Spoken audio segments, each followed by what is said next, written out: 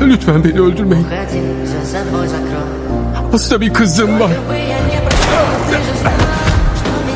Gözlerini kapat.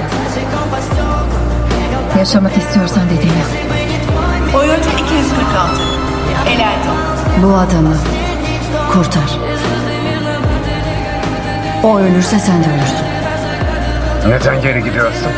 Son hızla kuzeye git. Karaya varır varmaz derhal polisi ara. Kızın tehlikede. Kızımı tanıyor musun sen? Vakit kalmadı.